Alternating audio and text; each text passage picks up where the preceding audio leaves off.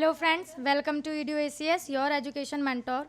सो friends, आज के session में हम बात करने वाले हैं डोमिसाइल के बारे में कि आपका डोमिसाइल का जो क्राइटेरिया होता है वो क्या होता है। अभी फ्रेंड्स, जब आप अपनी काउंसलिंग, आपके न्यू सेशन की काउंसलिंग स्टार्ट होगी, आप काउंसलिंग करेंगे, तो अगर आप गवर्नमेंट के लिए जाते हैं, गवर्नमेंट कोटे की काउंसलिंग करते हैं, तो गवर्नमेंट के आप चाहे अपने स्टेट में करें या MCC ऑल इंडिया कोटा से करें, तो डोमिसाइल जो होता है वो आपको ज़रूरी होता है। वो आपको जब आप अपने अपलोड करेंगे, डॉक्यूमेंट अपलोड का जो पार्ट आता है, तो आपको वहाँ पे डोमिसाइल अपलोड भी करना होता है।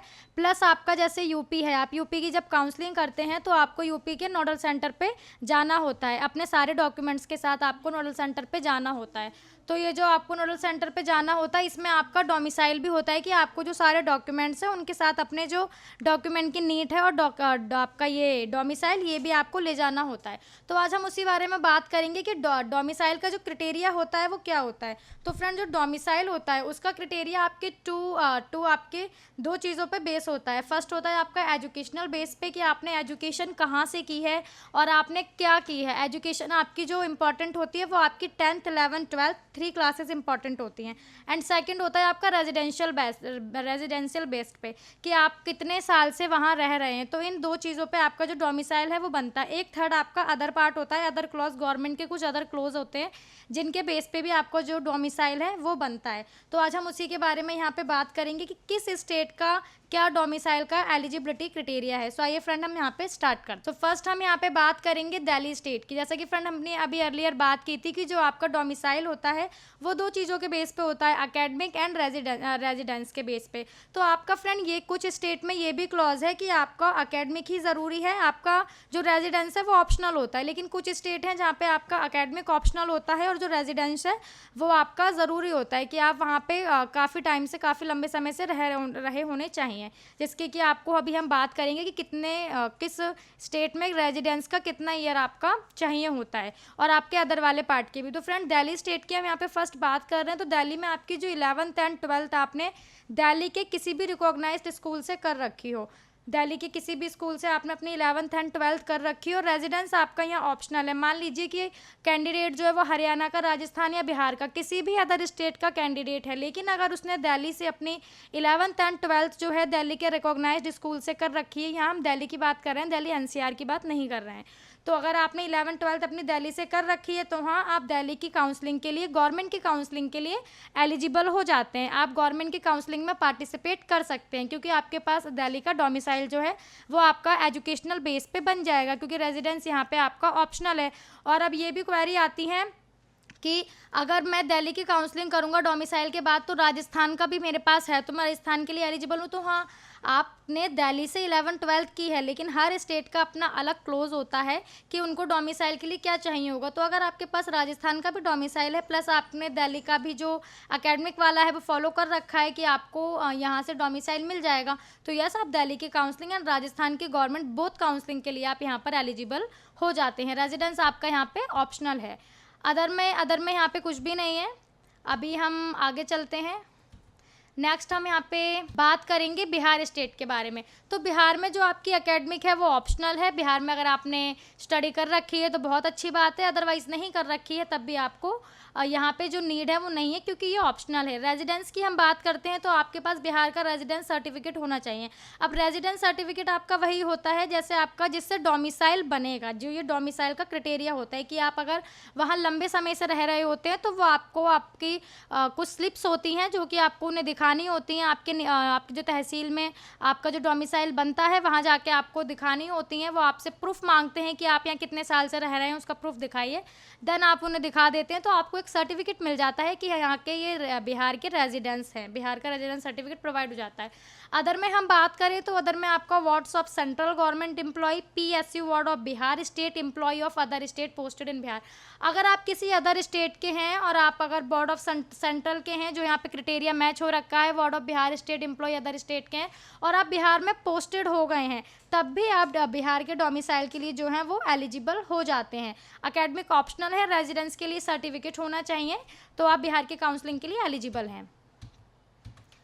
अब फ्रेंड्स यहाँ पे हम नेक्स्ट बात करेंगे झारखंड स्टेट के बारे में। तो झारखंड जो है वो आपका एकेडमिक जो है वो ऑप्शनल है, और जो आपका रेजिडेंस का प्रूफ है तो रेजिडेंस के प्रूफ में आपका रेजिडेंस सर्टिफिकेट ऑफ झारखंड। तो बिहार का एंड झारखंड का जो फ्रेंड आपका एलिजिबिलिटी क्राइटेरिया है डोमिसाइल को लेकर के वो सेम ही है। एकेडमिक ऑप्शनल, रेजिडेंस सर्टिफिकेट होना चाहिए आपके पास, और अदर में आपका वही है कि आप या तो ward of central government employ PSU ward of Bihar state employ of other state posted in Jharkhand, Jharkhand में किसी भी अदर स्टेट के हैं, झारखंड में आप पोस्टेड हो गए हैं, वार्ड ऑफ सेंट्रल के हैं, या आप एम्प्लॉयज़ ऑफ अदर स्टेट के हैं, आपके झारखंड में पोस्टेड हो गए हैं, and affirm to take permanent residence in Jharkhand, तब भी आपको यहाँ का जो डोमिसाइल है आप उसके लिए एलिजिबल हो जाते हैं। और फ्रेंड आज हम डोमिसाइल की बात इसीलिए कर रहे हैं क्योंकि डोमिसाइल आपको at the time of counselling आपको ज़रूरत होती है, इसी वजह से आज हम यहाँ पर डोमिसाइल क्राइटेरिया के बारे में बात कर रहे हैं। नेक्स्ट है हमारा वेस्ट बंगाल का। तो वेस्ट बंगाल का जो क्राइटेरिया है एकेडमिक, यहाँ पे भी आपका ऑप्शनल है। Residence domicile certificate issued for resident continuously for 10 years. तो फ्रेंड जो रेजिडेंस है आपके पास डोमिसाइल सर्टिफिकेट, आपका जो सर्टिफिकेट होता है, जैसे कि हमने अभी प्रीवियस अर्लियर में बात की थी कि सर्टिफिकेट आपका रेजिडेंस का सर्टिफिकेट जैसे बिहार में होता है, इस टाइप का रेजिडेंस का सर्टिफिकेट आपके पास होना चाहिए। और ये सर्टिफिकेट आपका जब भी बनेगा जब आप पिछले लास्ट 10 ईयर से आप वेस्ट बंगाल में रह रहे होते हैं। और अदर में आपका जो आप डोमिसाइल बनवाएंगे वो आपका जो है शुड नॉट बी इशूड, आपका नहीं होना चाहिए ना ही MP से, ना ही MLA से, ना ही GT से, मेंबर्स ऑफ म्यूनसिपल काउंसलर्स। यहाँ पे फ्रेंड MP MLA GT उन्होंने नोट कर रखा है कि आपका जो डोमिसाइल होना चाहिए यहाँ से इशू नहीं होना चाहिए। जो आपका प्रूफ होता है डोमिसाइल का जो इशू होना चाहिए वो आपको जो नियर में तहसील होती है जो कि प्रॉपर आपका डोमिसाइल बनता है वहाँ से ही आपका होना चाहिए। तो आइए हम आगे यहाँ पे बात करते हैं अदर स्टेट के बारे में। तो अब हम यहाँ पे बात करेंगे यूपी स्टेट के बारे में। तो फ्रेंड देखिए यूपी में आपकी जो डोमिसाइल का क्राइटेरिया है वो है 10th and 12th from any recognised school. आपकी जो 10th एंड 12th है आपने यूपी के किसी भी कॉलेज से, चाहे यूपी के किसी भी आपने स्कूल से कर रखी हो, स्कूल आपको रिकॉग्नाइज्ड होना चाहिए। और आपका प्लस यहाँ पे रेजिडेंट डोमिसाइल सर्टिफिकेट भी आपका इशूड बाय डिजाइनेटेड अथॉरिटी। आपने अगर 10th और 12th आपने यूपी से कर रखी है और आपका जो रेजिडेंस है और जो आपका रेजिडेंस का सर्टिफिकेट होगा वो आपका अथॉरिटीज़ जो होती हैं उन अथॉरिटी के द्वारा साइंड हो जाना चाहिए, डिजाइनेटेड बाय अथॉरिटी के द्वारा होनी चाहिए। यहाँ पे आपका एकेडमिक एंड रेजिडेंस दोनों ही आपका मेन है, दोनों इसमें से कोई भी एक आपको ऑप्शनल नहीं है। तो और आपका अदर की बात करें तो to abstain from any difficulty during counselling candidate are advise to produce her domicile certificate.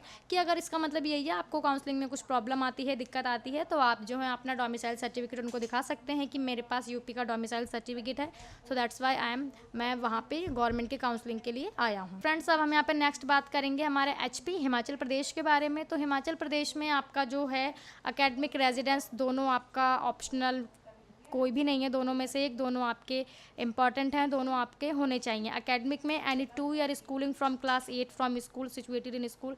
आपका फ्रेंड जो एकेडमिक की हमने बात की थी स्टार्टिंग में कि एकेडमिक आपकी जो मेन होती है वो 8 to 12th ही होती है। तो उनका हर स्टेट का अपना होता है कि या तो 10th 12th हो या 10th 11th 12th। तो हिमाचल का जो है वो आपका फ्रॉम क्लास 8 से आपने कोई भी 2 साल वहाँ पे आपकी schooling from class 8 from school situated, आपने कोई भी 2 साल हिमाचल प्रदेश के आपके स्कूल में आपने स्कूलिंग कर रखी हो, पढ़ाई कर रखी हो, और रेजिडेंस में आप बोनाफाइड रेजिडेंस होने चाहिए। अगर आप वहाँ के बोनाफाइड रेजिडेंस हैं, आपके पास जो सर्टिफिकेट होता है रेजिडेंस का वो है, तब आप डोमिसाइल के लिए जो है वो आप एलिजिबल हो जाते हैं। और both are compulsory, nothing in optional to like academic and residence. And other part है हमारा central government employees resident providing 4 year before 12th passing from Himachal. इसका ये अदर पार्ट में आपका आ जाता है कि अगर कोई कैंडिडेट है resident previous for 4 years before 12th passing from Himachal, तो उसका भी आपका यहाँ पर डोमिसाइल सर्टिफिकेट जो है वो बन जाएगा। और फ्रेंड डोमिसाइल जो आपको होता है वो आपको काउंसलिंग से पहले बनवा लेना होता है। और आपका अगर डोमिसाइल बना हुआ होता है तो आपको अपना डोमिसाइल एनुअली रिन्यूअल कराना होता है कि अब जो आपकी काउंसलिंग स्टार्ट होगी वो आपकी 2023 की होगी। तो आपके पास अगर डोमिसाइल है तो आप उसको रिन्यूअल भी करा सकते हैं जा करके, ताकि आपको at the time of counselling या at the time of joining process आपको कोई प्रॉब्लम क्रिएट ना हो। नेक्स्ट हम बात कर लेते हैं यूके उत्तराखंड के बारे में। तो उत्तराखंड में आपकी जो अकेडमी है 10th एंड 12th आपने उत्तराखंड स्टेट से कर रखी हो, एंड आपके पास उत्तराखंड का जो बोनाफाइड रेजिडेंस होते हैं, बोनाफाइड रेजिडेंस ऑफ उत्तराखंड, आपका रेजिडेंस का प्रूफ आपके पास होना चाहिए। इन केस ऑफ इधर one of these two reservation is not available, reservation is not available friends. Academic and residence आपके पास दोनों जो है यहाँ पे उत्तराखंड के लिए होने चाहिए।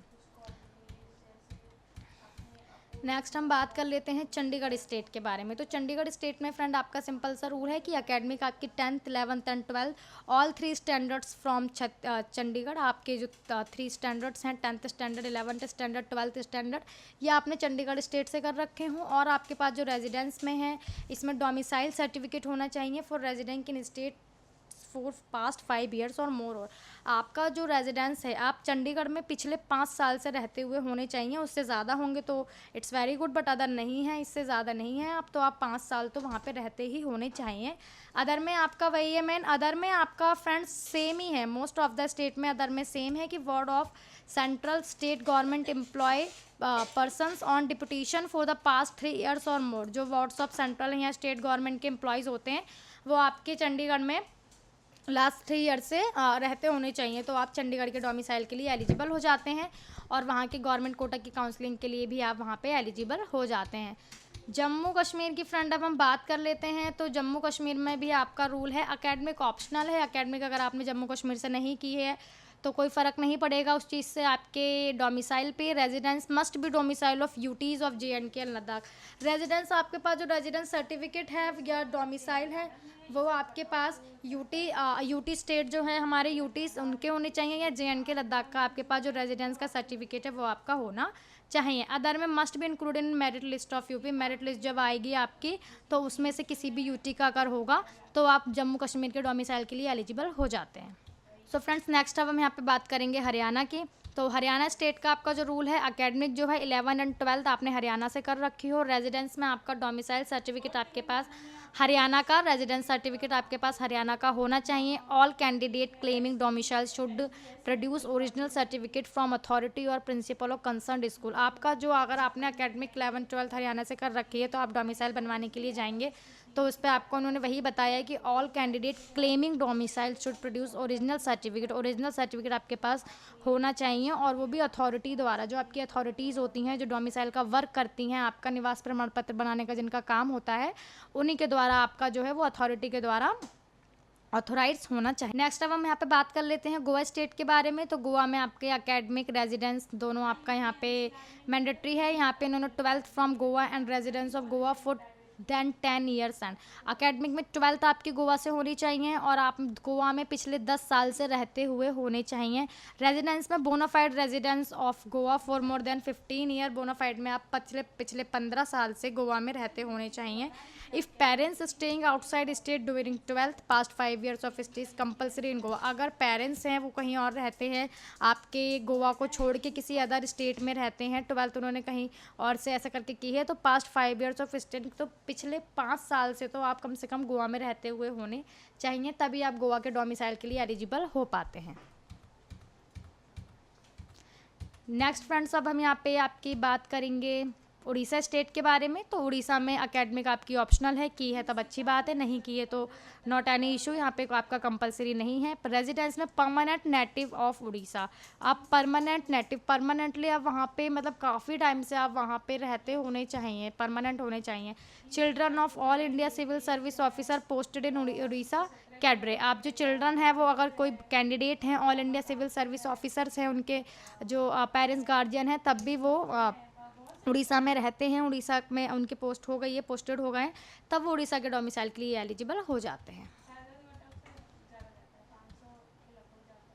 नेक्स्ट अब हम यहाँ पे बात करेंगे MP मध्य प्रदेश स्टेट के बारे में। तो मध्य प्रदेश का आपका एकेडमिक ऑप्शनल है। रेजिडेंस में permanent resident of MP for past 15 years, आप 15 पास्ट लास्ट पिछले 15 सालों से आप MP में रेजिडेंस होने चाहिए। Born in MP and continuous education and 3 years in MP, या तो MP में आपका जन्म हुआ हो, MP में आप बॉर्न हुए हों और पिछले 3 सालों से आप कंटिन्यूसली MP में रहते हुए आ रहे हैं, तब भी आप डोमिसाइल के लिए एलिजिबल हो जाते हैं।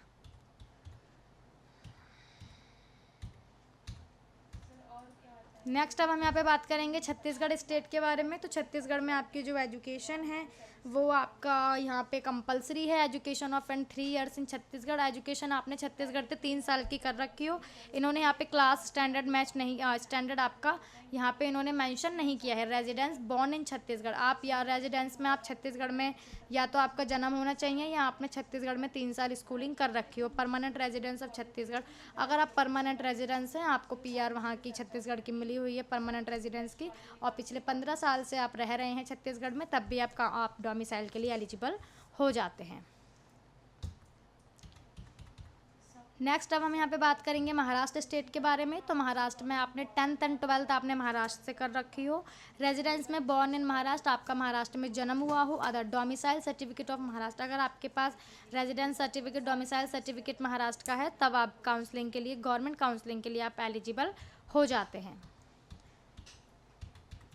सो फ्रेंड्स, आप देख ही रहे होंगे कि यहाँ पे 2 ही चीज़ें आपकी मेन होती हैं, एकेडमिक रेजिडेंस, और जो आपके अदर हैं वो आपके गवर्नमेंट के कुछ अदर क्लोज होते हैं जिनको आपको, अगर आपका एकेडमिक रेजिडेंस में से वो आपका फॉलो नहीं हो पा रहा है तो आप अदर वाला, अगर आपका फॉलो हो पा रहा है, आपको लग रहा है मेरा अदर में आ रहा है, तब भी आप डोमिसाइल अपना जा करके बनवा सकते हैं। अभी हम यहाँ पे बात करते हैं पंजाब की। तो पंजाब में इधर studied for 5 years in Punjab और 11-12 फ्रॉम पंजाब, या तो आपने पिछले 5 साल पंजाब स्टेट में पढ़ाई कर रखी हो, या आपने 11-12 पंजाब से कर रखी हो, या आप रेजिडेंस में पंजाब में पिछले 5 साल से रह रहे हो। अदर में आपका या तो आपका पंजाब में जन्म हुआ हो और आपके पास, अगर आपका पंजाब में बॉर्न हुआ है कैंडिडेट, तो उसका वैलिड बर्थ सर्टिफिकेट होना आपका नेसेसरी है, आपका अनिवार्य है।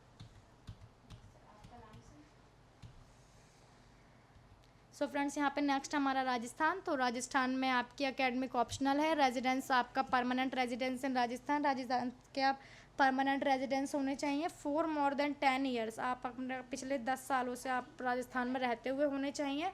अदर में आपका any female married to be a male of Rajasthan domicile, अगर कोई फीमेल कैंडिडेट हैं और मेल कैंडिडेट से उनकी शादी हो गई है, मैरिड हो गई हैं, और उनका जो हस्बैंड हाउस है वो राजस्थान में है, तो वो एलिजिबल हो जाती हैं डोमिसाइल के लिए राजस्थान के। राजस्थान में मेरिट के बेस पे भी आपका डोमिसाइल बन जाता है फीमेल कैंडिडेट का, अगर आपका जो हस्बैंड है वो राजस्थान का है तो। गुजरात स्टेट की बात करें, एकेडमिक ऑप्शनल है। रेजिडेंस आप पिछले 10 सालों से गुजरात में रहते हुए होने चाहिए। और यहाँ पे फ्रेंड आपका देखिए, राजस्थान का, गुजरात का अदर जो गवर्नमेंट क्लोज है वो सेम है कि अगर कोई फीमेल कैंडिडेट है और आपके गुजरात के मेल कैंडिडेट से शादी हो गई है, मैरिड है गुजरात के मेल कैंडिडेट के साथ, तो वहाँ पे वो डोमिसाइल जो है उनको वहाँ का मिल जाता है। फ्रेंड कर्नाटका की बात करें तो कर्नाटका में एकेडमिक आपका 11-12 कर्नाटका से होना चाहिए। रेजिडेंस में आपका study of 7 academic years in Karnataka, residence में भी यही है, या तो आपने एकेडमिक में 11-12 कर्नाटक से किया हो, या आपने लास्ट 7 ईयर या कोई भी 7 क्लासेस 7 स्टैंडर्ड आपने कर्नाटक स्टेट से कर रखे हों। इधर of the parents residing in Karnataka for past, अगर आपके पेरेंट्स हैं पिछले 7 साल से कर्नाटक में रह रहे हैं, तब भी आप कर्नाटक के डोमिसाइल के लिए एलिजिबल हो जाते हैं। नेक्स्ट फ्रेंड, अब हम यहाँ पे बात करते हैं तेलंगाना स्टेट की। तो तेलंगाना में भी फ्रेंड आपका एकेडमिक में थोड़ा डिफरेंट है कि 9, 10th एंड 12th आपकी जो लास्ट 4 क्लासेस होती हैं, 4 स्टैंडर्ड होते हैं आपके 9, 10th, 11th एंड 12th, वो आपने तेलंगाना के किसी भी रिकॉग्नाइज्ड स्कूल से कर रखे हों। रेजिडेंस में लास्ट 4 ईयर से आप तेलंगाना में रह रहे हों, 4 ईयर से any class missing from the state, आप कहीं भी तेलंगाना के लास्ट 4 ईयर में रह रहे हों, और आपका अदर में consecutive 7 years study in the state, आपने 7 साल तेलंगाना में या तो पढ़ाई कर रखी हो, या आप पिछले 10 साल तक कभी तेलंगाना में रहे हो, तब भी आपका इस बेस पे, थर्ड बेस पे, अदर गवर्नमेंट क्लोज पे डोमिसाइल तेलंगाना का बन जाता है। नेक्स्ट फ्रेंड, अब हम यहाँ पे बात करते हैं आंध्र प्रदेश की। तो आंध्र प्रदेश में या तो आपने 9, 10th, 11th, 12th अपनी एनी रिकॉग्नाइज्ड स्कूल से कर रखी हो आंध्र प्रदेश के, या आप पिछले आप तेलंगाना की तरह ही है, या आप पिछले 4 साल से, या आप 4 साल तक वहाँ पे आंध्र प्रदेश में रहे हों, या आपकी अदर वाला क्लोज है जो गवर्नमेंट का अदर क्लोज चलता है, या आपने वहाँ पे आपकी 7 साल की पढ़ाई कर रखी हो, या आपने वहाँ पे 10 साल से रह रहे हों, 10 साल रहे हों। तमिलनाडु में आपकी जो अकेडमी है वो इन्होंने यहाँ पे फ्रेंड 6 to 12 आपकी तमिलनाडु की अकेडमी 6 to 12 होनी चाहिए। और नेटिविटी की बात करते हैं आपकी रेजिडेंस की, तो नेटिविटी सर्टिफिकेट आपका जो रेजिडेंस सर्टिफिकेट होता है ऐसे ही आपके पास नेटिविटी सर्टिफिकेट भी होना चाहिए। अदर में आपका है for availing reservation both certificate will be necessary, otherwise candidate will be deem to be open category. For availing reservation both, आपका जो रिजर्वेशन होता है उसके लिए है कि reservation both certificate will be necessary. आपका रिजर्वेशन का सर्टिफिकेट, अगर आप रिजर्वेशन के हैं कैंडिडेट तो आपके पास रिजर्वेशन का सर्टिफिकेट होना अनिवार्य है, ज़रूरी होगा, otherwise candidate will be deem to be open category. Deemed में जो है तमिलनाडु के वो, तो फ्रेंड देखिए आपको डोमिसाइल की आवश्यकता क्यों होती है कि अगर आप गवर्नमेंट काउंसलिंग के लिए जाना चाहते हैं, डीम्ड में आपका फ्रेंड प्राइवेट और डीम्ड के लिए ये होता है कि आपके पास जिस भी स्टेट का डोमिसाइल है, आप कहीं के भी कैंडिडेट हैं, आपके पास कहीं का भी डोमिसाइल है, तो आपको बस वो डोमिसाइल अपना लगाना होता है eight the time of counselling. Private में और आपका डीम्ड में इतना डोमिसाइल का नहीं होता है, लेकिन गवर्नमेंट में आपके डोमिसाइल का होता है कि डोमिसाइल तो आपके पास होना अनिवार्य ही है। अब हम यहाँ पे नेक्स्ट बात करेंगे केरला स्टेट की। तो केरला में कंटिन्यूस स्टडी फ्रॉम 8 to 12 और 5 ईयर स्टडी इन केरला, या तो आपने 8 से लेके 12 तक स्टडी कर रखी हो केरला स्टेट में, या आपने 5 साल केरला में स्टडी तो कर ही रखी हो अगर आपने 8 to 12 नहीं किया है। रेजिडेंस में आपका नेटिविटी सर्टिफिकेट ऑफ केरला, या आपके पास जैसे आपका रेजिडेंस सर्टिफिकेट होता है उसे नेटिविटी सर्टिफिकेट भी बोलते हैं, वो आपके पास होना अनिवार्य है। अदर में आपका children of central state government employ with 11th and 12th from Kerala, ये वही है कि children of central state government के हैं बच्चे और उन्होंने 11th 12th जो है केरला से कर रखी है, तब भी वो डोमिसाइल के लिए एलिजिबल हो जाते हैं। पौंडुचेरी, तो फ्रेंड हमारा नेक्स्ट है पौंडुचेरी। पौंडुचेरी में अकेडमिक आपकी ऑप्शनल है और रेजिडेंस में आपका must have permanent residence certificate of the UT. आपका पौंडुचेरी में फ्रेंड वही है कि आप रेजिडेंस तो वहाँ के परमानेंट होने ही चाहिए।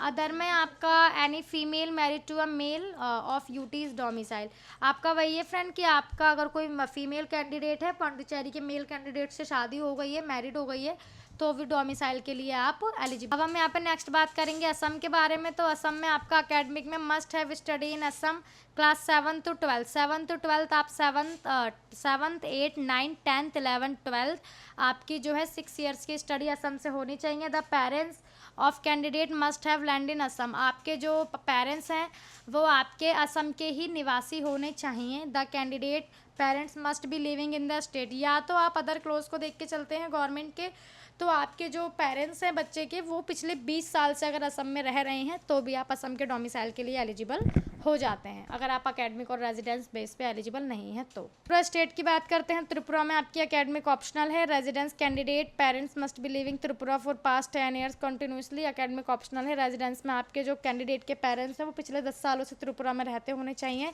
या तो आपने 12th जो है 12th from Tripura in case of student deputation central government employ, या तो आपने अपनी जो 12th है वो आपने त्रिपुरा स्टेट से कर रखी हो, वो भी in case of state deputation central government employ, central government के एम्प्लॉय हैं, ये तब की बात है। सो फ्रेंड देखिए ये हमारे इसमें सारे स्टेट कवर हो चुके हैं कि हमारे ओवरऑल जितने भी हमारे इंडिया में स्टेट हैं उनका जो एलिजिबिलिटी क्राइटेरिया है क्या है। फ्रेंड सभी स्टेट का एलिजिबिलिटी क्राइटेरिया जो था वो एक दूसरे से डिफरेंट था, कहीं पे आपकी एजुकेशनल ऑप्शनल थी तो रेजिडेंस आपका कंपलसरी था, कहीं पे आपका रेजिडेंस ऑप्शनल था तो एजुकेशनल आपकी कंपलसरी थी। और फ्रेंड अगर आप लोगों का एजुकेशनल नहीं मिल रहा है या आपका रेजिडेंस बेस पे नहीं मिल रहा है एलिजिबिलिटी क्राइटेरिया, अदर जो गवर्नमेंट के क्लोज हैं उस बेस पे मिल रहा है, तब भी आप काउंसलिंग के लिए एलिजिबल हो जाते हैं।